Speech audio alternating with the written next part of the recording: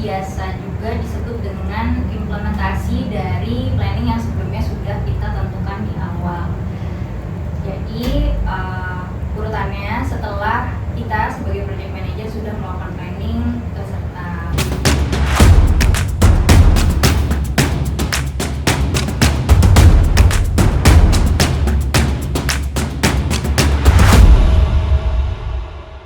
Halo, selamat datang di PM Room.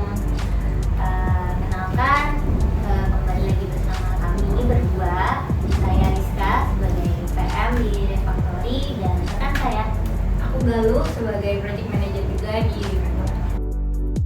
Jadi kita kembali lagi setelah kemarin di episode sebelumnya kita membahas apa, Mbak Galuh? Membahas mengenai project planning. Oke, dan selanjutnya di sesi kali ini kita akan melanjutkan materi tentang project planning itu, dan kita move ke step selanjutnya setelah project planning, yaitu Project execution. gimana Mbak Galuh tentang project execution itu apa sih sebenarnya? Jadi project execution itu biasa juga disebut dengan implementasi dari planning yang sebelumnya sudah kita tentukan di awal. Jadi urutannya setelah kita sebagai project manager sudah melakukan planning beserta tech lead dan juga klien, itu selanjutnya akan mulai proses development, yaitu diimplementasi dari yang sudah kita plan sebelumnya. Terus untuk penjalanan dari project execution ini juga berkaitan ya dengan planning-planning yang sebelumnya sudah ditentukan. Seperti contohnya kita sudah menentukan sebelumnya di sprint 1 akan mengerjakan berapa task dengan targetnya apa yang ingin dicapai di sprint tersebut. Nah, berarti di project execution itu ya kita sudah mulai melakukan proses development di sprint hari pertama, itu mengerjakan task yang ada dulu aja, yang ada di backlog. Itu sih Kak. Jadi selama penjalanan project ini kan bisa saja terjadi apa yang sudah direncanakan itu tidak bisa terimplementasikan semuanya. Biasanya di kondisi tersebut kita sebut sebagai execution gap. Jadi apabila pada suatu penjalanan project, misalkan contohnya project itu out of timeline atau ada pergantian metodologi projectnya, lalu ada switch strategi juga, itu bisa kita kategorikan sebagai execution gap. Tidak selamanya execution gap itu salah atau tidak benar, karena memang di beberapa project perlu ada adjustment sehingga objektifnya dari project itu tetap tercapai walaupun yang dijalankan tidak sesuai dengan rencana. Itu ya, Mbak. Ya, betul. Jadi tetap harus fleksibel untuk bisa mencapai objektif yang sudah di set dengan klien di awal. Oke, setelah tadi kita sudah bahas tentang pengertian project execution, terus juga ada kemungkinan di dalam perjalanan project itu tidak selalu berjalan sesuai dengan plan di awal, yaitu ada execution gap. Terus selanjutnya kita juga akan membahas tentang apa sih yang menyebabkan execution gap itu ada. Mungkin bisa dimulai dari aku dulu ya Kak. Kalau dari hal ini tuh biasanya ada beberapa poin. Salah satunya penyebabnya itu bisa terjadi karena konsistensi output dari pengerjaan tim kita. Misalnya tuh di dalam sebuah project, ketika itu sudah diatur timelinenya, misalnya itu ada di 4 sprint, satu sprintnya katakanlah 2 minggu, 10 hari kerja. Tapi ternyata setelah 4 sprint ini yang targetnya harus bisa rilis ke production atau go live, ternyata karena ada inkonsistensi dari output pengerjaan tim developer yang menyebabkan adanya bug, ternyata itu bisa menjadi mengundur timeline tersebut. Jadi yang tadinya sudah dijadwalkan setelah sprint 4 ini sudah tinggal rilis go live, ternyata karena ditemukan bug bisa menjadi timeline ini melebar. Itu sih kalau dari salah satu contoh case-nya. Dari kamu ada poin lain-lainnya? Mungkin masih di poin yang sama, kita masuk ke case aja kali ya. Ada memang hal itu terjadi tuh, case-nya adalah ketika maksudnya tim ini konsistensi yang tadi Mbak Galuh sebutkan, konsistensi waktu pengerjaan ini nggak hanya dari tim engineering ya tentunya, bisa all tim member yang terlibat dalam suatu project itu juga bisa aja bisa disebut melakukan kesalahan. Bahkan event itu PM sendiri, di sisi PM juga mungkin kategori yang bisa disebutkan dalam inkonsistensi output pengerjaan itu dalam set planning. Mungkin ketika di awal bikin suatu project plan, ketika ada hal yang miss, maka itu akan menyebabkan domino efek ke pengerjaan project ke depannya.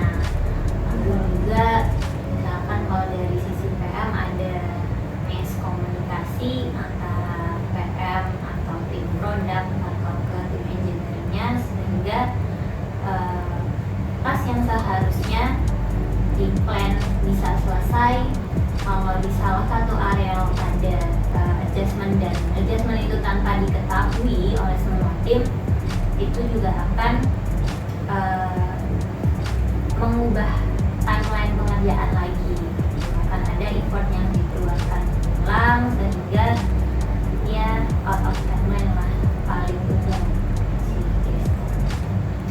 Lalu selain poin konsistensi output pengerjaan itu, hal yang bisa menyebabkan execution gap itu juga ada metodologi penjalanan project yang digunakan juga. Jadi mungkin ada dua metode yang paling umum digunakan, ada waterfall dan agile. Nah, perbedaan keduanya ini teman-teman juga pasti tentu udah sangat familiar dan aware, karena kami di Refactory juga sering memberikan materi tentang hal tersebut.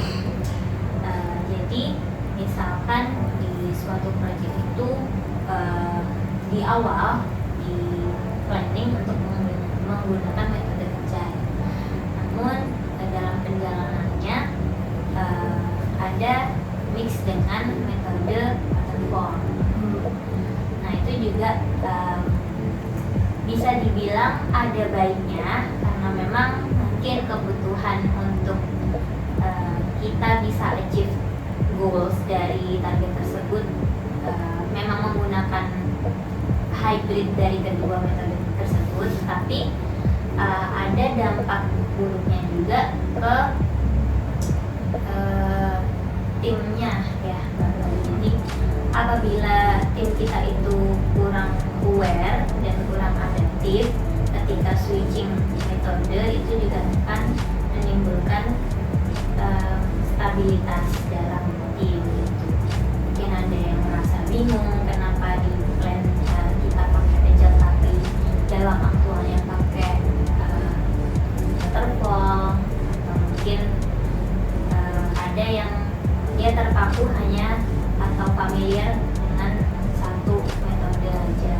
Itu tentu berpengaruh dengan nanti output pengerjaan dari timnya, stabilitas dari timnya, dan bahkan ketepatan waktu untuk achieve goals dari project itu sendiri.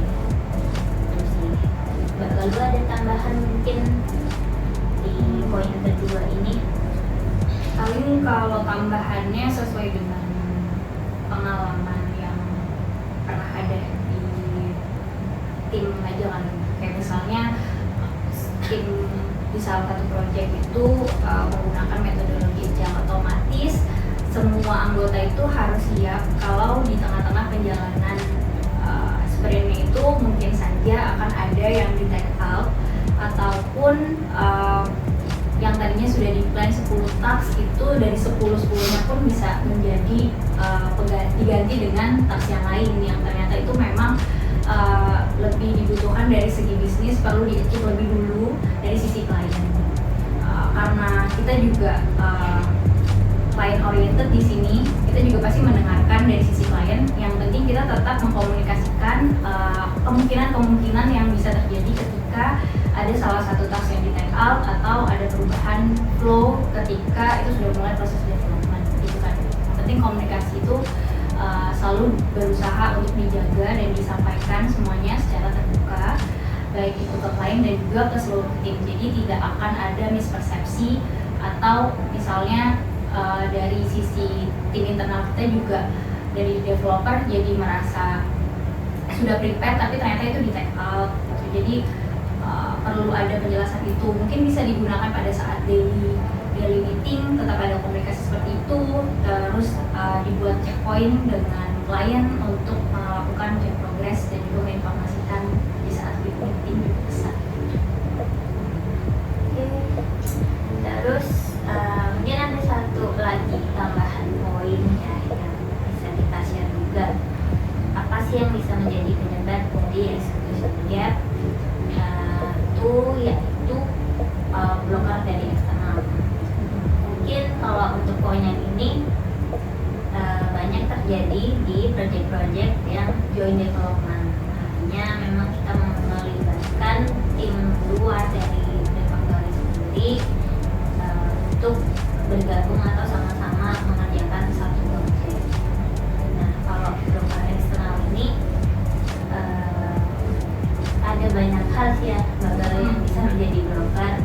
Paling umum itu mengenai requirement. Jadi misal kami sebagai eksekutor dari project itu menerima requirement atau brief dari klien, tetapi ternyata requirement tersebut belum clear. Nah, itu juga ada dependensi dari tim itu terkendala dalam pengerjaannya karena requirement dari klien sendiri yang belum cukup menjelaskan. Terus mungkin Mbak Gal bisa share juga yang biasanya terjadi di blocker eksternal ini. Bisa jadi sih kalau secara pengalaman aku selama di sini, blocker eksternal itu selain dari requirement tadi, terus ada dependensi satu task dengan task lain yang masih dikerjakan sebelumnya. Bisa jadi juga karena task yang ternyata di set untuk dikerjakan di dalam suatu sprint itu ternyata dia memiliki efek ke fitur-fitur lain dan baru diketahui ketika itu sudah mendekati proses development dari si engine tersebut.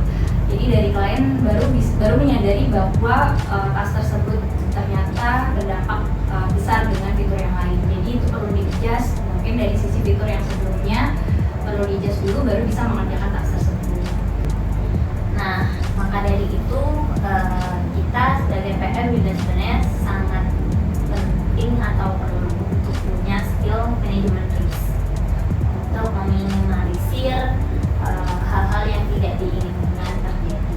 Contohnya kalau manajemen risk di area PM ini seperti kita harus checking progress secara regularly, jadi memastikan setiap project kita itu ada di mana, apakah masih on track, apakah perlu monitoring lebih.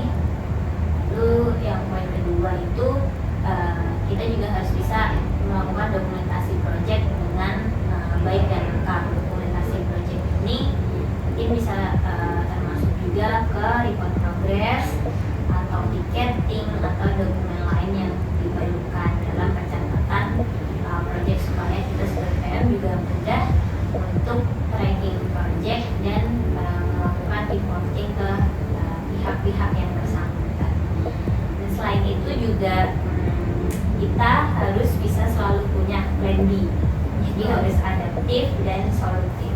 Gitu.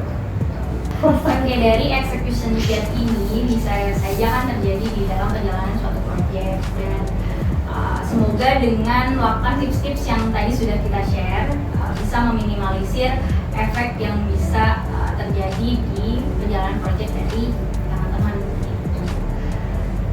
Dan sepertinya untuk video kali ini sudah cukup, itu aja yang bisa kita share, dan semoga nanti kita bisa